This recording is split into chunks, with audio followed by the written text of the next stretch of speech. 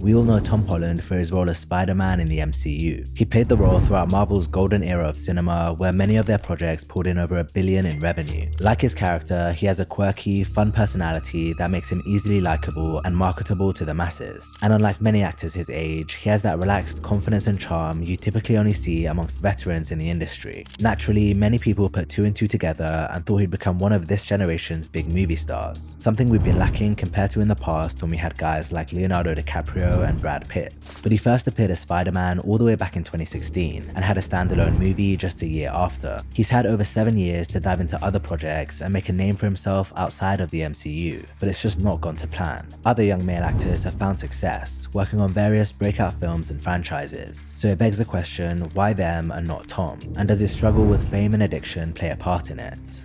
Part of the reason Tom got the role of Spider-Man isn't even to do with his acting. Tom's introduction to performing arts was through dance, and he later picked up gymnastics as a complement. He learned how to do everything from a backflip to parkour, and he honed these skills over time. After 2 years of diligent training, he secured a part in London's West End production of Billy Elliot, later landing the lead role, which he played for 2 years. It was only after this that he pivoted into acting, with his first major role being in The Impossible. He played a boy surviving a devastating tsunami alongside Naomi Watts and Ewan McGregor. The film showcased his acting ability, particularly his ability to convey raw emotion, and it brought him critical acclaim as a young actor to watch. It was then that Tom decided to pursue acting as a full-time career, and he took on various different projects alongside other well-known actors like Saoirse Ronan, Chris Hemsworth, and Cillian Murphy. In 2015, Marvel struck a deal with Sony to integrate Spider-Man into the Marvel Cinematic Universe, and they decided to reboot the character as a result. They were after a younger, more relatable Spider-Man than Garfield's or Maguire's, one that was awkward, funny, and full of energy. They launched a massive casting search, auditioning over 7,500 actors, including stars like Asa Butterfield and Nat Wolff, as well as actors with smaller profiles like Tom Holland. They all sent their tapes in, and Tom's really stood out. Not only did he have the acting chops, but he had the exact boyish looks and awkward high schooler energy they were after. The icing on the cake was his impressive gymnastic skills, which would allow him to perform many of Spider-Man's stunts without relying on doubles. Tom, we got even luckier because we found a kid who not only is a great actor, but he also can do a standing backflip just for fun. After they had Tom perform screen tests with Robert Downey Jr. and Chris Evans, the studio all but made their mind up to cast him because he had excellent chemistry with both. Do I need to do that? I know we're on different teams. I just don't want to be disrespectful to you. You could surrender. Sweet. Whoa, that thing does not obey the laws of physics. And obviously he got the gig. In June 2015, Holland was officially cast as Spider-Man, and his debut in Captain America: Civil War the following year was met with praise from both critics and fans. When Spider-Man: Homecoming came out in 2017, he was catapulted into superstardom. The film grossed over $880 million at the box office, making it hugely profitable for the studio, and everybody loved it. Tom won multiple awards, becoming a household name overnight, and the studio made the easy decision to move ahead with a sequel. Holland appeared in Avengers: Infinity War and Avengers: Endgame, before returning for Spider-Man: Far From Home, which again was a massive success. Everything seemed to be going perfectly, and his good fortune didn't stop there. His love interest in the Spider-Man movies was played by Zendaya, and while shooting the movies, the two developed a very close bond. Naturally, this led to much speculation about their relationship, but both dismissed it, claiming they were just close friends. They'd both been linked to other people during this time, with Zendaya dating Jacob Elordi and Tom dating Nadia Sparks. But in 2021, their romance was confirmed after paparazzi snapped them kissing in a car. So at that point, Tom seemed to have it all: a career most people would die for, a relationship with Hollywood's it girl, and more money and fame than he knew what to do with. However, despite what it seemed, behind the scenes it was far from sunshine and rainbows.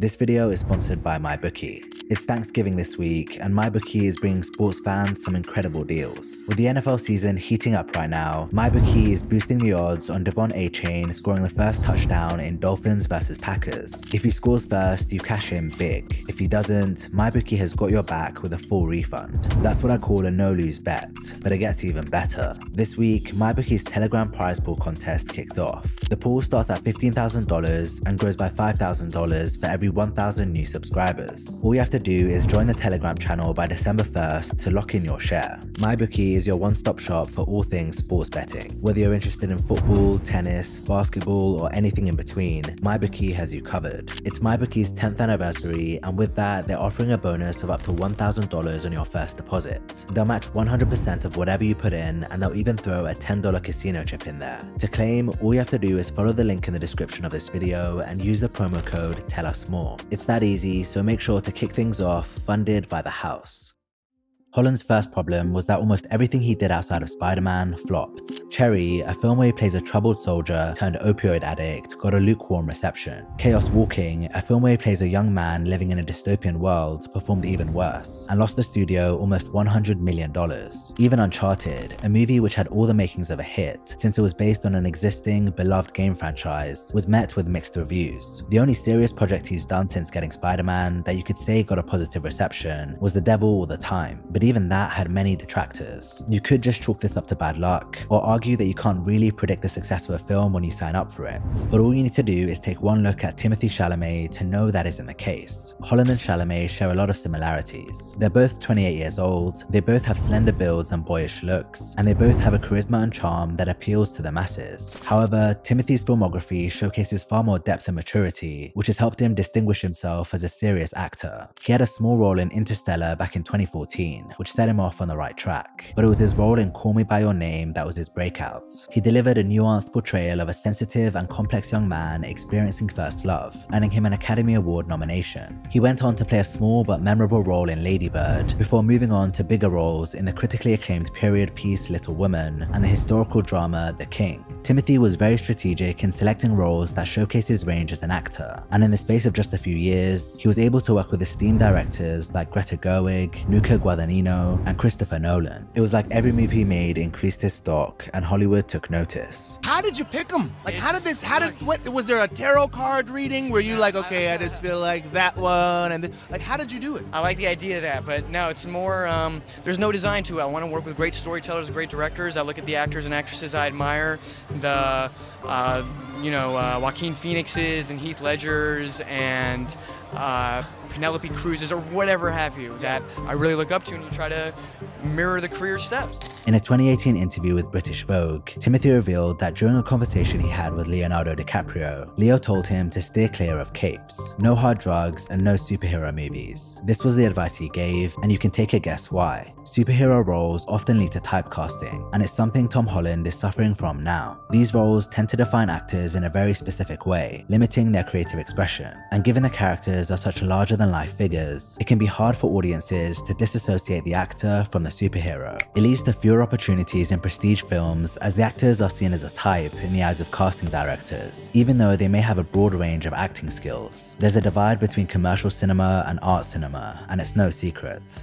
The value of a film that's like a theme park film, for example, the Marvel type pictures, where the theaters become amusement parks, that's a different experience. And it's like, it's not even, I was saying earlier, it's not cinema, it's something else.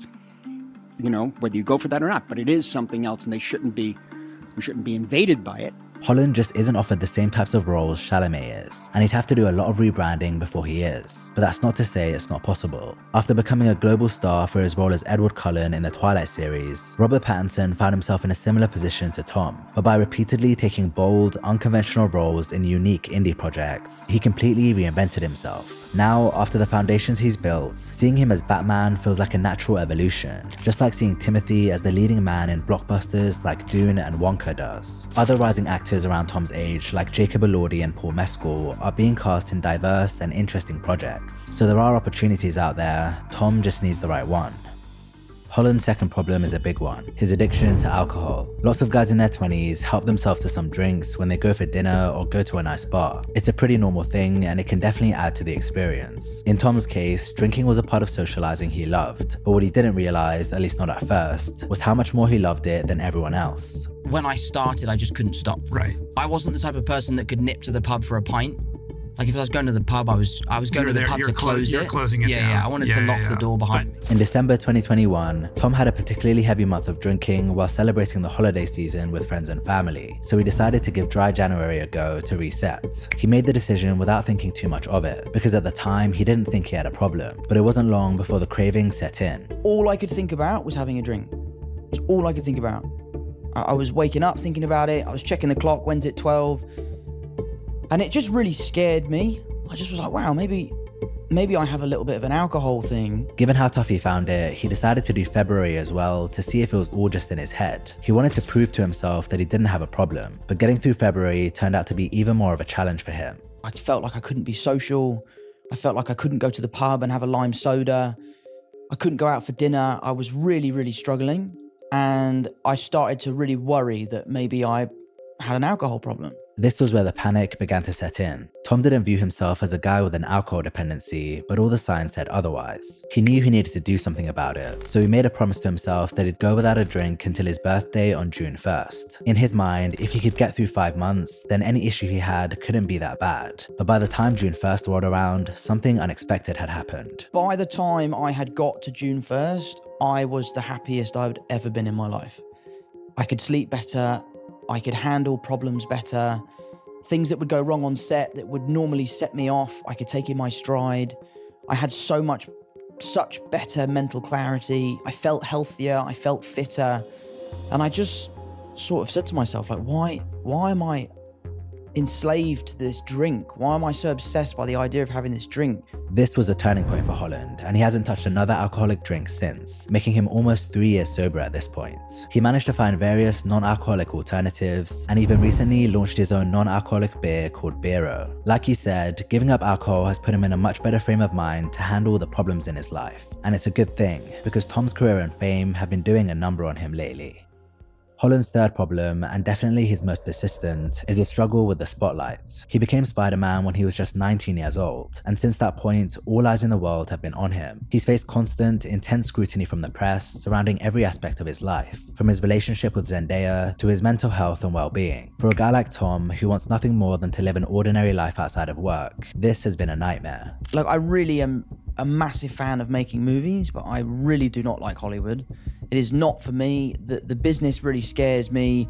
I understand that I'm a part of that business and I enjoy my kind of interactions with it. But that said, I am always looking for ways to kind of remove myself from it, to kind of just live as normal a life as possible. As much as he tries though, they always find a way to get to him. Tom's most recent project, a TV miniseries called The Crowded Room, became the subject of a lot of controversy. He portrayed a troubled character with dissociative identity disorder and had to dive into complex psychological themes that deeply affected him on an emotional level. Getting into those emotions on a daily basis, the workload, the time it took to make the show, producing the show, shooting in New York, dealing with the issues that come with that. It was tough. It was really tough. I mean, the show really broke me. It was the hardest thing I've ever done. As a byproduct of the stress, Tom developed a toxic relationship with social media, constantly checking online to see what people were saying about him, and it got to the point that it took over his life. One day, he made the decision to put the brakes on it and delete his Instagram and Twitter accounts. I have taken a break from social media for my mental health, because I find Instagram and Twitter to be overstimulating, to be overwhelming. I get caught up and I spiral when I read things about me online. And ultimately it's very detrimental to my mental state. So I decided to take a step back and delete the app. This led to a lot of speculation about Tom's well-being and mental state, and the rumors got worse when he wrapped up filming for The Crowded Room and announced he'd be taking a year-long break from acting. Media painted it out like he'd had a nervous breakdown and was losing it, and this really got to him. I was actually very disappointed with how the press ran with it. They took the story in the wrong direction and they painted again this negative light on mental health, rather than saying, oh, he's doing it. It's okay that he's doing it, so we should all feel okay to do it too. They were saying, oh, look, he's not the perfect happy-go-lucky kid you think he is. He's having a nervous breakdown in New York. I've always lived by the idea that I work to live. I don't live to work. And I think that it's really unfortunate that that's what people took from the idea of me taking a break. Now, the drama surrounding his mental health was bad enough, but things got worse for Tom when The Crowded Room was released and it was met with negative reviews. He described it as a kick in the teeth, since he'd given so much of himself to that role and even produced the show. It's like the man just can't win with anything he does outside of Spider-Man, and that's got to play with your confidence. Recently, it was reported that he signed on for another Spider-Man trilogy, as well as 3 additional MCU movies. Of course, financially, taking this deal is a no-brainer, but I can't help but wonder if Tom would be doing this if his acting career outside the MCU was going better. It was only 3 years ago that he told GQ, if I'm playing Spider-Man after I'm 30, I've done something wrong. And now that's exactly what he signed up for. After making that statement, he did try to walk it back in an interview, but the point still stands. And what I was referring to in that interview where I said if I was playing Spider-Man when I'm 30, I'd done something wrong, it's because I would be taking up an opportunity for someone to come in and change what being Spider-Man means, you know? Fortunately, there is some promising news for him, as reports from just last month say Tom is in talks to star in Christopher Nolan's next movie, alongside several other A-list actors. This is the kind of opportunity he desperately needs, so hopefully he gets given a shot. Even though things haven't gone perfectly for Tom over the last few years, he's shown time and time again that he's a great guy with a good head on his shoulders. Ironically, he comes across like the type of guy you'd want to sit down and have a beer with. It's very easy to root for him, and it's clear despite his fame and youth that he's really got his priorities in order. I just am really, really keen to focus on what makes me happy, which is my family, it's my friends, it's my carpentry, my golf, the charity that my mum runs. Like, that is the stuff that makes me really happy, and that's the stuff that I should protect. When it comes down to it, Tom is just 28 years old with a long life and career ahead of him. He seems to have great people around him, and all the problems in his career can be worked through. By the time he's hung up his boots and is done with acting, he may leave behind a legacy much greater than Spider-Man.